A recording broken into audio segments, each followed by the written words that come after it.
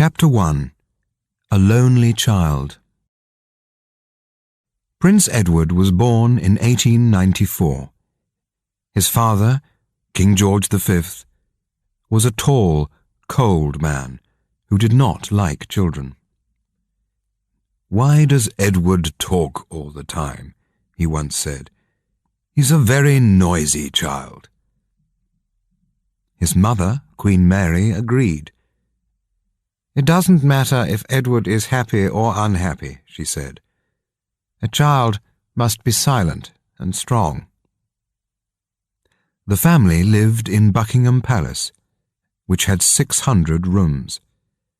There were 8 kitchens, 19 bathrooms, 24 toilets, 11 dining rooms, 17 bedrooms, and 21 sitting rooms.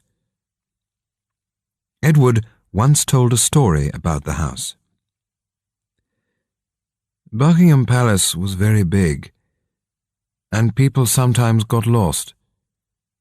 One night my mother, my father, and I were sitting in the dining room.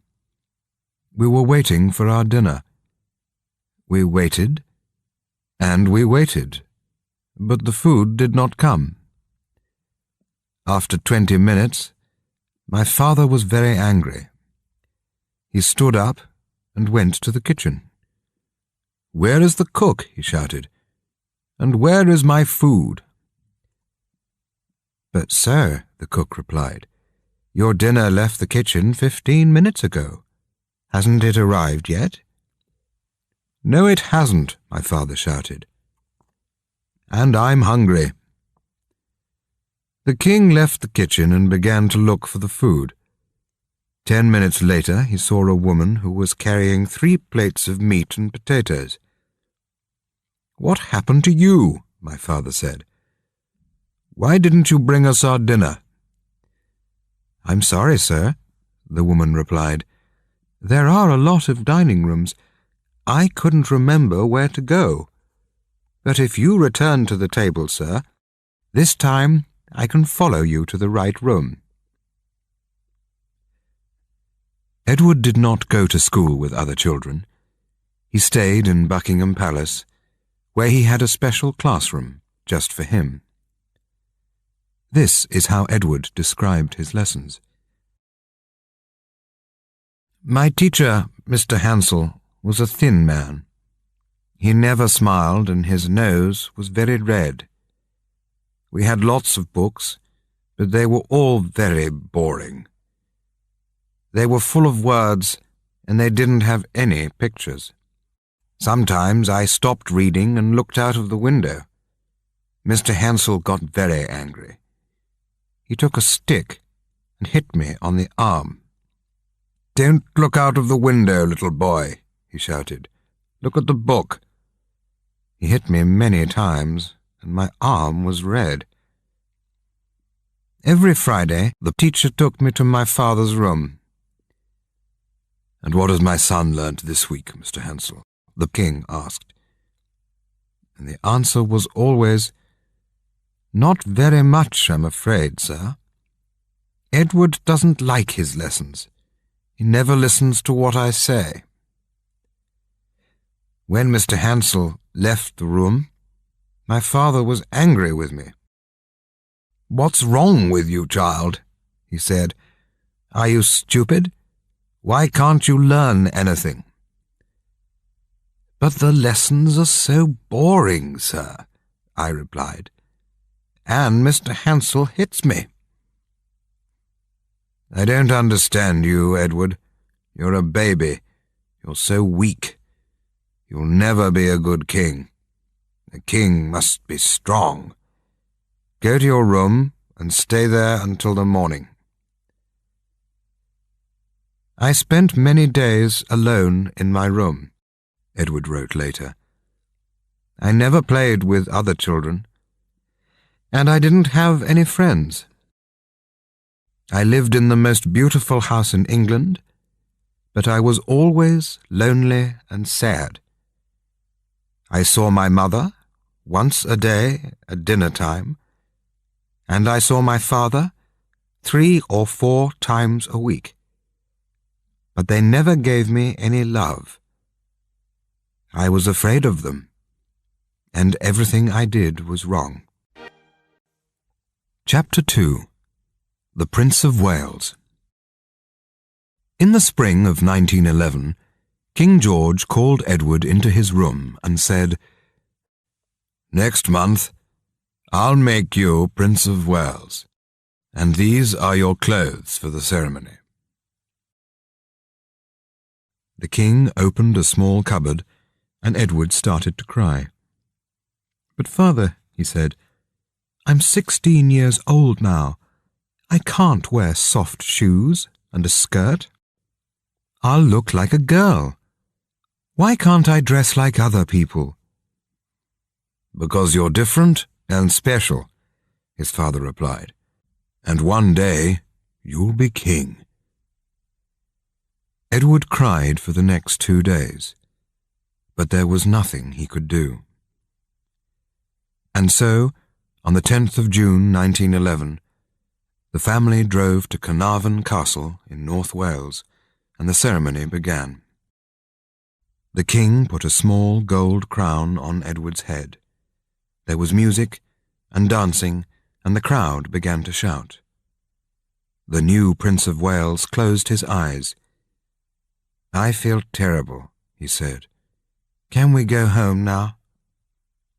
"Not yet," the king replied. "The people want to see you." Edward walked to the front of the castle and looked down at the crowd.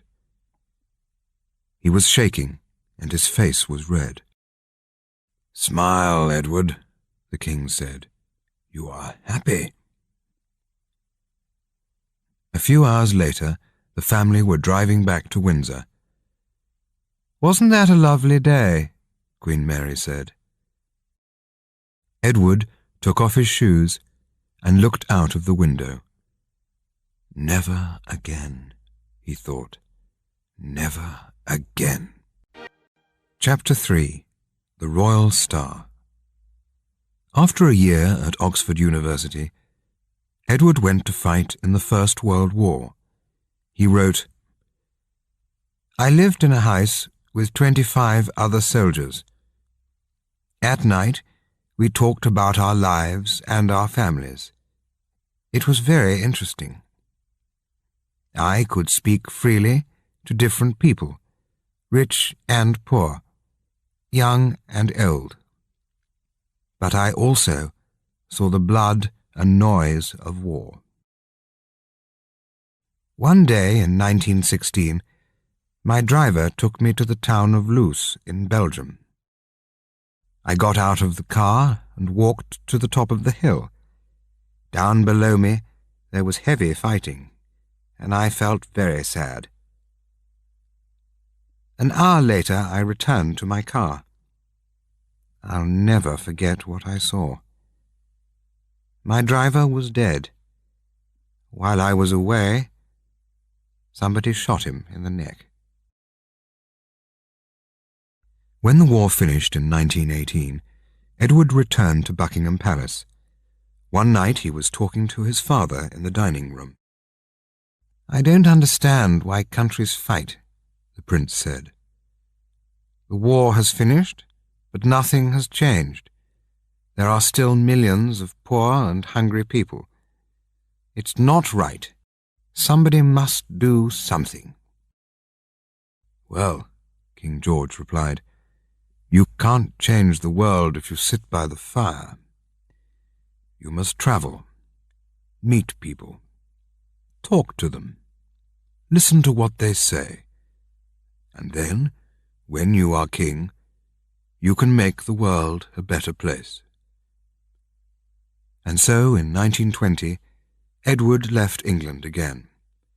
During the next 5 years, he travelled 240,000 kilometres and visited 45 different countries. He saw India, Argentina, Nigeria, Mexico, New Zealand, Germany, and Japan. When he came to Toronto in Canada, There were 500,000 people in the streets to meet him.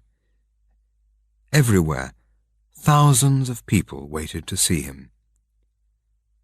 There were crowds of 190,000 in Cape Town, 300,000 in Paris, 500,000 in New York, and 750,000 in Melbourne. "Edward is the first royal star," one newspaper wrote, "and he is now the most famous man in the world. In the old days, princes were cold and bored, but Edward is different. He gets out of his car and walks down the street. Every 2 or 3 minutes he stops and speaks with the crowd. He laughs, he smiles, he shakes 1,000 hands. He is a man of the people with a heart of gold." Chapter 4. The Meeting. In the autumn of 1930, Edward went to stay with his friends Lord and Lady Furness. This is how he described that weekend in a book called A King's Story. "On Saturday, the weather was cold and windy. It was raining heavily, so we could not ride our horses. We decided to stay in the house and have an early lunch with some of Lady Furness's friends. At 1 o'clock, Wallis arrived with her husband. She was beautifully dressed, and she smiled all the time. She spoke with Lord Furness for a few minutes, and then Lady Furness brought her over to see me. "Sir, I would like you to meet one of my dearest and sweetest American friends, Mrs. Wallis Simpson." "How do you do, Mrs. Simpson?" I said. "Please, come and sit down." Lady Furness left us, and we began to talk. I could see that Wallis was not feeling very well. She had a bad cold, and her eyes were red. "I'm afraid that our English houses aren't very warm," I said. "We don't have American central heating here." There was a long silence. Mrs. Simpson turned her face and looked out of the window. Then she said, "You have disappointed me, sir." "And why is that?" I asked. "Because everybody asks me about American central heating. I thought that the Prince of Wales would talk about something more interesting." I began to laugh. "What's the matter, sir?" Wallis asked.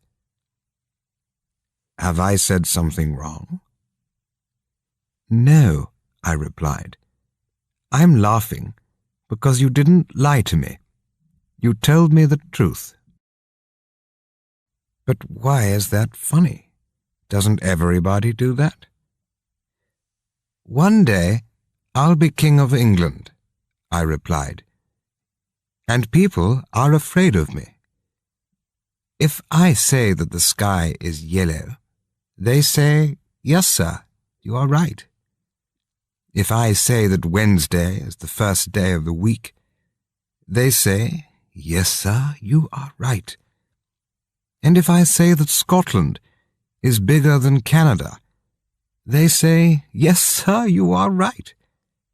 But you told me that I was boring. You told me the truth. I like that." There was another silence, and then Wallis began to laugh. "Can I say one more thing, sir?" "Yes, Mrs. Simpson. What is it?" "It's your trousers, sir." "My trousers?" "Yes, sir. They are black, and your shoes are brown. These two colors don't look right together." I stood up and looked in the mirror. "Yes, Mrs. Simpson, you're right. I look very strange. The next time we meet, I will be better dressed. When lunch was ready, we walked through into the dining room. I sat at one end of the table, and Wallis sat at the other end. I was watching her very carefully. I thought how beautiful her hands were. She began talking to Lady Furness, and then, a few minutes later, she turned and smiled at me. I felt very happy.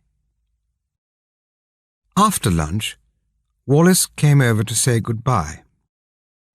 My husband and I have to leave now, sir. We're going to another party in London. I wanted to speak to her, but I could not find the right words. I don't know why. We shook hands, and Wallis walked away. I went into the next room and sat down near Lady Furness. "Tell me about Mrs. Simpson," I said. "What would you like to know?" she asked. "Everything," I said.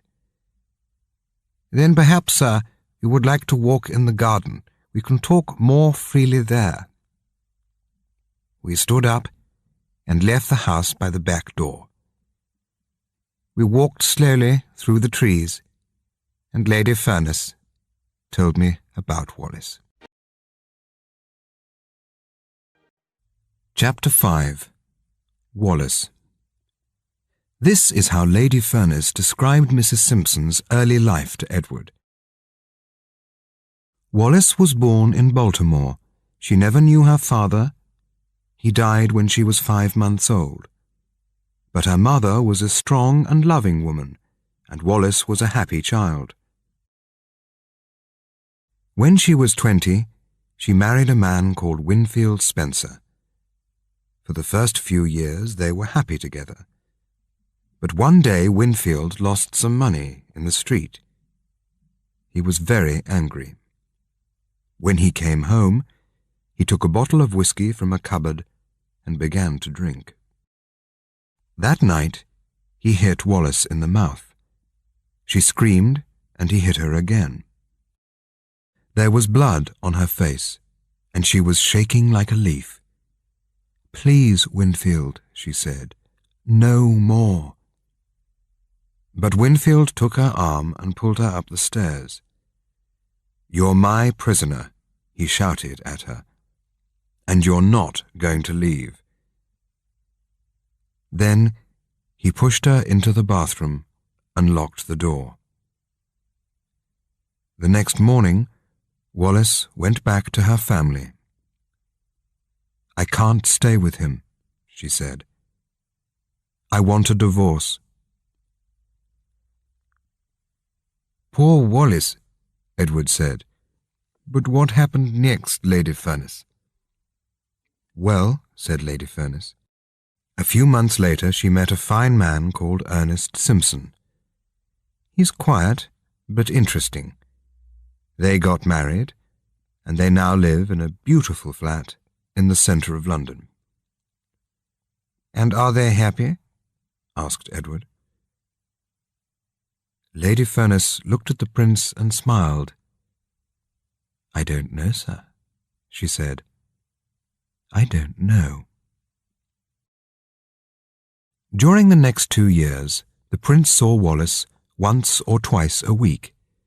They had the same friends, and they often met at parties. "Mrs. Simpson knew a lot about life," Edward once said. "She loved books, food, people, and travel. She was very beautiful, and her eyes were full of fire.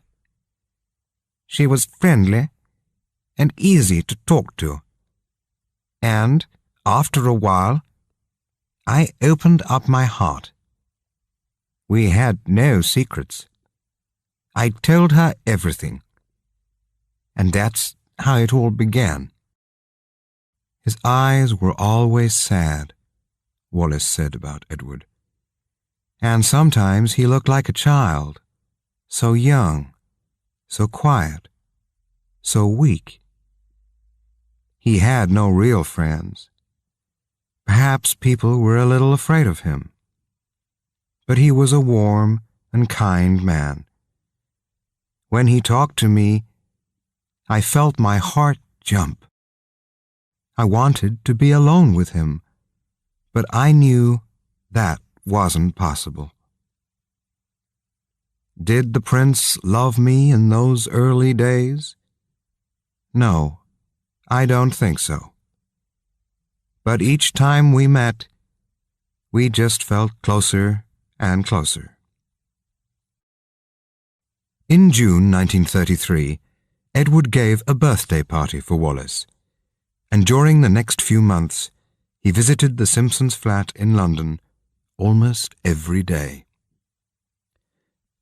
One evening, the prince asked Wallace and Ernest to go skiing in Austria. "I'm sorry, sir," Mr. Simpson replied. "I have to go to America on business, but perhaps Wallace and her aunt can come with you." "We went to Kit's Ball as friends," Wallace wrote later. "But when we came home, we were in love, and a few months later, the prince asked me to marry him. It was just like a dream." Chapter 6. The King is Dead. Long live the King. In January 1936, Edward went to Windsor for a few weeks. He was tired of town life, and he wanted to work in his garden and ride his horses. But then, one afternoon, there was a phone call from Queen Mary. "Edward," she said, "you must come back immediately. Your father is very ill, and I think he's going to die." When Edward arrived, he went straight to his father's room. He walked to the side of the bed and kissed his father's white face. The king opened his eyes and smiled.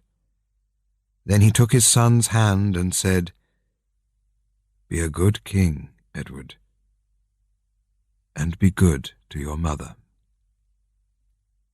"Yes, father, I will." The king closed his eyes and did not speak again. Just after midnight, he died. Then Queen Mary took Edward's hand and kissed it. "My child, you are now king," she said softly. "God be with you." His 3 brothers came to him one by one, and they each kissed his hand. "The king is dead. Long live the king," they said. At 1 o'clock, Edward left the room to telephone Wallace. "My father is dead," he said. "I'm so sorry, sir." "I must stay here for a while," Edward went on, "but I'll phone you at the weekend. Nothing will change between you and me. I love you more than ever, and you will be my queen." "Let's not talk about that now," Wallace replied. "You must go back to your family." "But you are my family, Wallace. You are everything to me. Good night. Sleep well." When Wallace put the phone down that night, she suddenly felt afraid. "Edward is now king," she thought. "But what will happen to me?" Chapter 7. The Church. In the spring of 1936, Mrs. Simpson wrote a letter to her husband. "Dear Ernest," she wrote, "you have been very kind to me. You are a good and strong man. But I must tell you that our marriage is finished.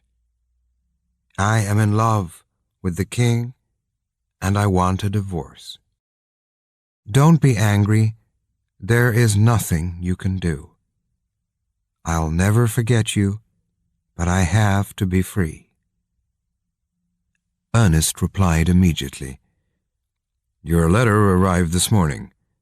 I will do what you ask, but I'll never stop loving you. And if you need me, I'll always be here." That night the King and Wallace met at a small restaurant in Piccadilly. Edward read Ernest's letter again and again.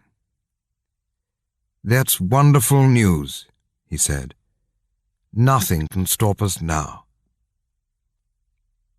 The next day, when Edward came down to breakfast, Gordon Laing, the Archbishop of Canterbury, was waiting for him. "Good morning, Gordon," the King said. "How nice to see you again. And what can I do for you?"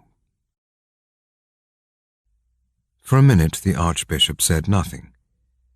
Then he opened a small black bag and took out 3 newspapers. "I have come to see you about Mrs. Wallis Simpson," he began. "The newspapers say that you want to marry her. Are these stories true, sir?" "Yes, Gordon. Wallis is going to be my wife." "But that's not possible," the Archbishop replied. "You know what the Church thinks about marriage and divorce. Divorce is wrong in the eyes of God." "The Church says that divorce is wrong. Mrs. Simpson cannot leave Mr. Simpson and then marry you. You must forget about her and find another woman. Please, sir, I must ask you to think again." "That is not possible," Edward said softly. "When Wallis is free, I shall marry her." There was a long silence. The Archbishop looked down at the floor and shook his head. "You're making a big mistake, sir," he said. "The Church is very strong, and we will not have this woman as our queen." Suddenly, Edward stood up, his face red and angry. "Thank you for coming," he said, "but I have nothing more to say, and I want to be alone." The Archbishop stood up to go, but then turned and touched the King's arm. "Please, sir, think again. The Church will be against you." "I don't care," Edward replied. "I have God on my side, and that is all I need. Goodbye, Mr. Laing." Chapter 8. The Storm. In July and August, Wallace and the King sailed the Mediterranean. They met Prime Minister Metaxas in Greece, Kemal Ataturk in Turkey, and King Boris in Bulgaria. But that summer is famous for Edward's clothes. On the journey from Athens to Istanbul, the King took off his shirt to get brown in the sun. It was hot, and 10 minutes later he was asleep. So he did not see the young photographer who was now taking pictures of the King. When Edward returned from the Mediterranean, there was a letter waiting for him. It was from Mr. Albert Thompson of Birmingham, who wrote, "I saw a picture of you in the newspaper this morning, and I felt very angry. I have never seen a king dressed as badly as you were. No shirt and no tie, no socks, no hat, and in short trousers. How could you, sir?" Edward showed this letter to Stanley Baldwin, the Prime Minister. "What do you think of this?" the king asked. Mr. Thompson is right, sir, the Prime Minister replied. You want to be modern, but the people don't like it. Edward put the letter on the fire. And do you think that divorce is modern, Mr. Baldwin? The Prime Minister sat down. Yes, sir, he began. I've read about this Mrs. Simpson. She has 2 husbands still alive. And you must understand what that means, sir. She cannot marry a king. But I cannot live without her, Edward said. Then, sir, the Prime Minister replied, I can see there's a storm coming. I have talked to your family and to Archbishop Lang, and we will not have this woman as our queen. That night, the Prime Minister and the King spoke for many hours. There were hundreds of questions, but only one answer. And so, in the early hours of the next morning, Edward said, You tell me that Wallace cannot marry a king, so there is only one thing that I can do. I will give the crown to my brother and leave England. I must follow my heart. You tell me that it's a crime to fall in love. You tell me that it's wrong to be happy. How strange this country is. An hour later, Edward telephoned Wallace. The Prime Minister says that a storm is coming, Edward said. So I want you to go away. Wallace packed her bags and left for France. Then Edward went to see his mother. It was a sad, strange, and angry meeting. Do you know what you are doing? The Queen asked. Look out of that window. Outside this palace, there are 400 million people who call you king. They need you. And you will leave all this for Mrs. Simpson?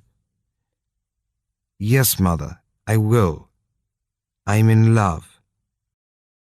Love? Queen Mary shouted. You're a king. You must love your country first. But I'm also a man, Edward said softly. And there's nothing that I can do. That afternoon the King telephoned Winston Churchill, one of his closest friends. I have some sad news, Edward began. Last night Mr. Baldwin came to see me. I have decided to go away next week. Do you mean on holiday, sir? No, Winston. I'm leaving England. I'm never coming back. George will be king. But that's not right, sir. You're a free man. You must stand and fight. No, the King said. I have seen war, and it's a terrible thing. I don't want to fight again. But the people love you, and they want Wallace to be queen. Perhaps they do, Edward replied. But she cannot be queen. My enemies are stronger than I am. I am just a sailor.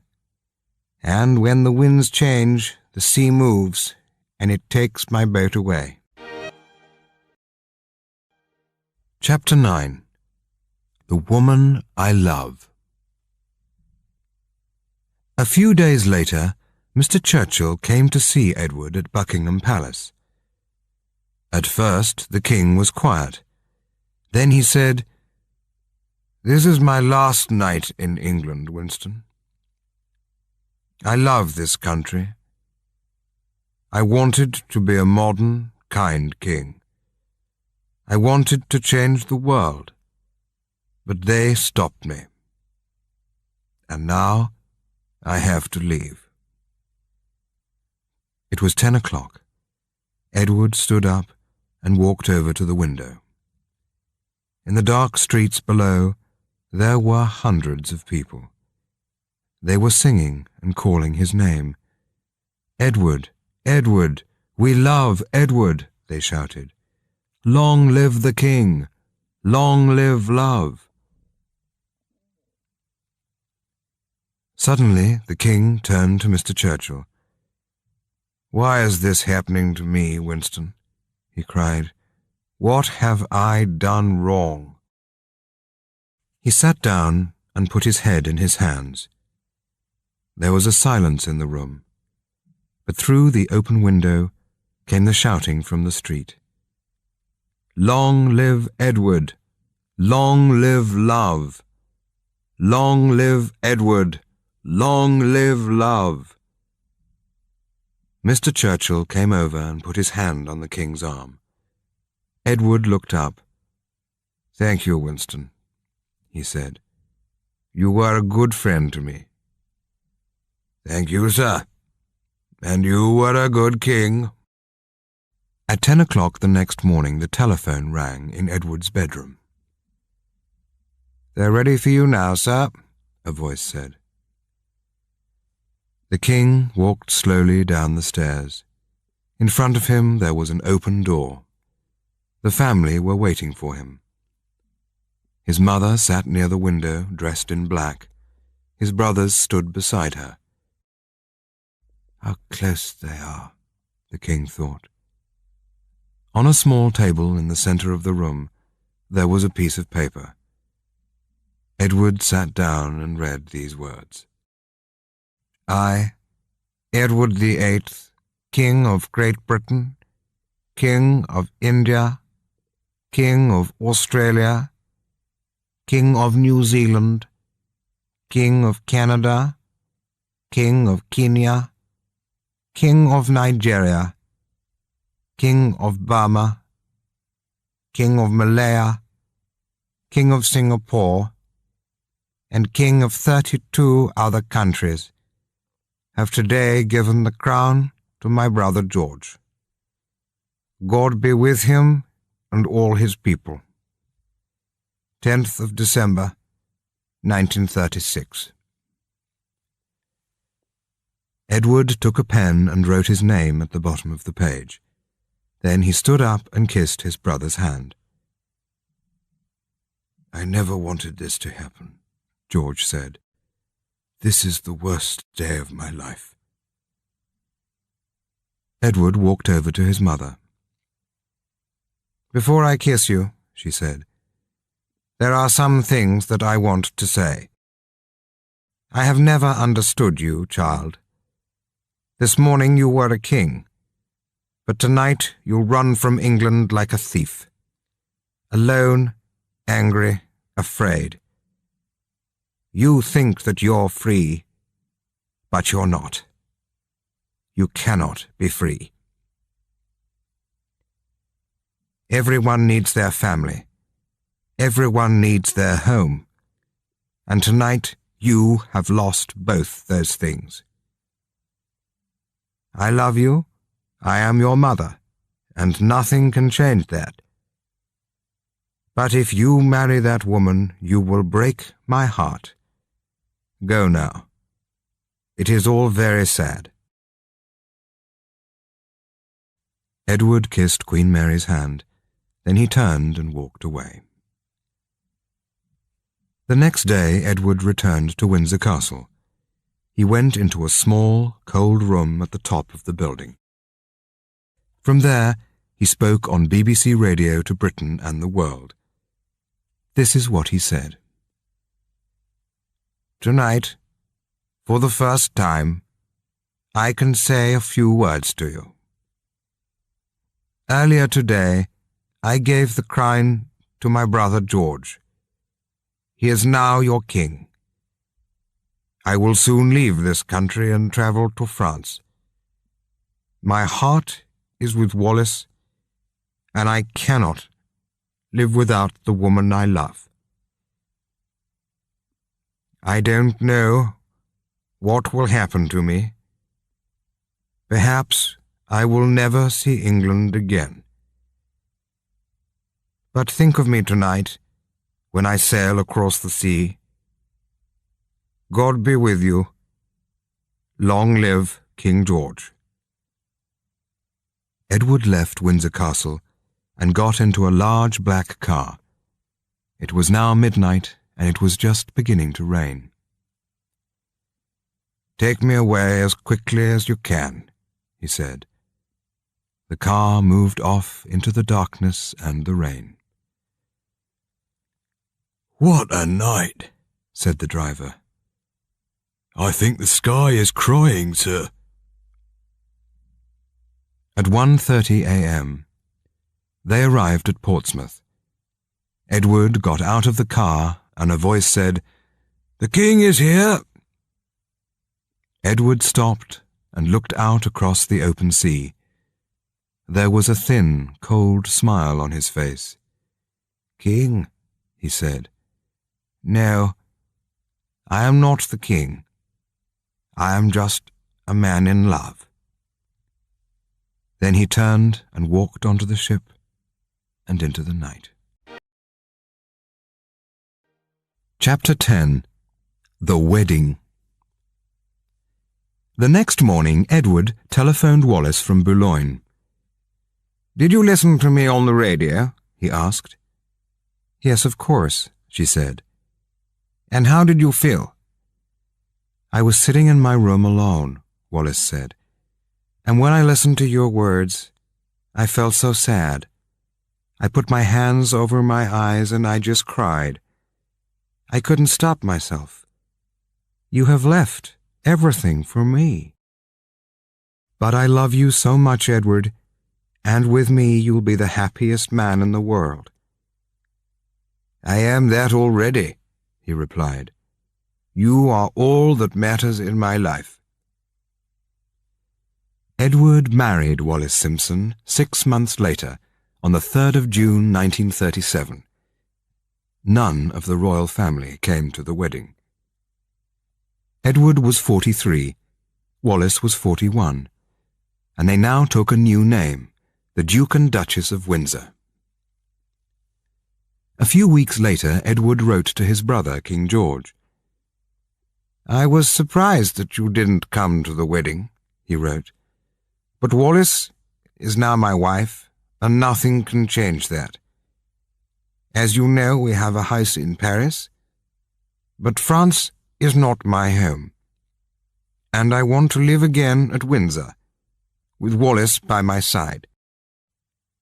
"I'm sorry, Edward," King George wrote back, "but you know how I feel about that woman. I do not like her. I will never like her. You can live here, but Wallis cannot." "My brother," Edward said later, "pushed me away like a dog. I will never forget what he did. And after that, I decided that I didn't want my family. They didn't want Wallis, and so I didn't want them." Chapter 11. Paris. For the next 30 years, the Duke and Duchess lived in Paris. They gave parties and travelled round the world, but they never went back to Buckingham Palace. When King George died in 1952, and Queen Mary died in 1961, Edward returned to Windsor for a few days, but Wallis stayed in France. "It's your family," she said, "not mine." But then, in 1966, the Duke and Duchess met Queen Elizabeth, the daughter of King George, at a small party in London. After 30 long years, it was time to forget the past. Elizabeth kissed the Duchess and touched her arm. Then she turned to the Duke and said, "Wallace is so beautiful, Uncle. I think you're a lucky man." "That day, Elizabeth was very kind to us," Edward wrote later. "But why couldn't my mother or my brother say those words to me?" On BBC television in 1969, the Duke and Duchess spoke about their life together. "Do you argue?" someone asked them. "No, not really," the Duchess replied. "But there's one thing about my husband that I really don't like. He is always late. It doesn't matter if he's meeting a queen, a president, or a film star. He can never arrive on time. I don't know why. I have tried to change him, but it's just not possible." The Duke smiled and touched her hand. "I know that I'm often late," he said, "but on our wedding day, I arrived at the church 20 minutes before you. I was early and you were late." "Yes, that's true," the Duchess said, and they both laughed.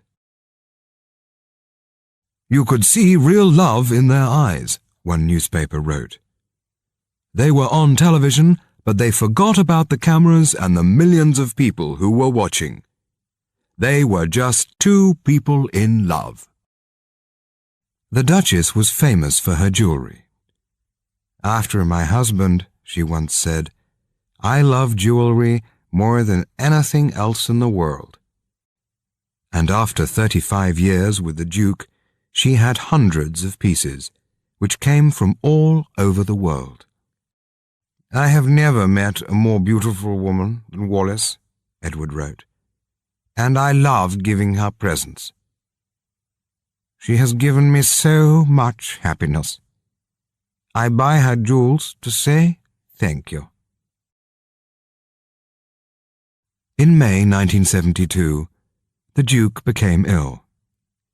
When the doctor arrived, he listened to Edward's heart and then said, "How many cigarettes do you have a day, sir?"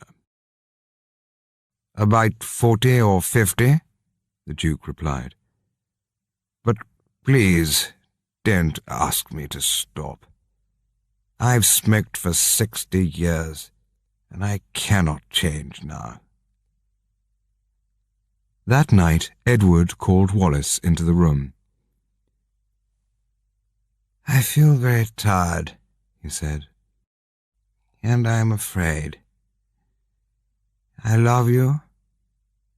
I have been very happy with you, and you have been a wonderful wife. When I die, I want you to take my body back to Windsor. Will you do that for me?" "Yes, of course," she said, and they both began to cry. The Duke of Windsor died 1 hour later with Wallis by his side. 3 days later, a blue aeroplane arrived in Paris. Wallis went back to England with the Duke's body, and for the first time in her life, she entered Buckingham Palace. A week later, the Duchess returned to France, and for the next 14 years, she lived alone in Paris. The big house was dark. The doors were locked, and she did not go out. In the afternoons, she sat in the dining room with Edward's love letters. "They were so beautiful," she said. "I read them again and again." But then, in 1986, Wallis became ill. She went to a small hospital near the house, and a few days later she died. "Without Edward," she once wrote, "my life was empty." She was buried in England next to her husband at Windsor. "It's a strange thing," one newspaper wrote. When they were alive, the Duke and Duchess could never live in Britain. It was only in death that they could be there together. Chapter 12. Long Live Love. In 1970, 2 years before his death, Edward said, "There are some people who think that I was wrong to give away my crown. But they don't understand true love. When I was young, I lived in Buckingham Palace. I could have anything that I wanted, but I wasn't happy because my heart was empty. Then I met Wallis, and everything changed.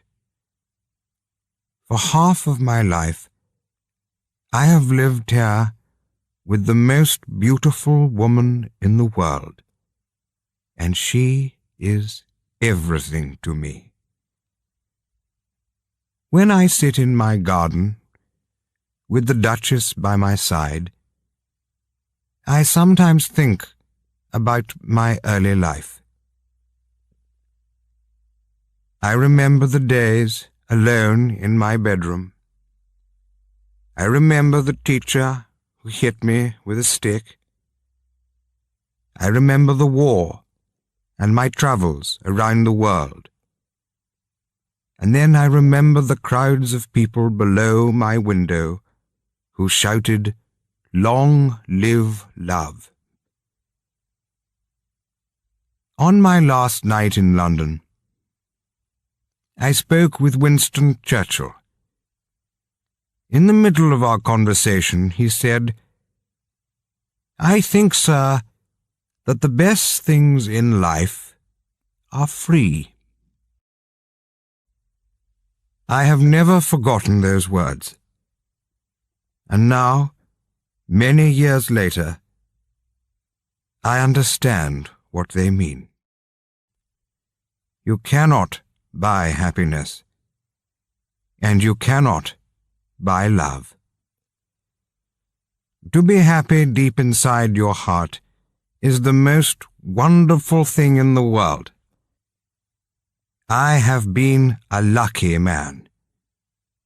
And so I say, thank God for Wallis, and long live love.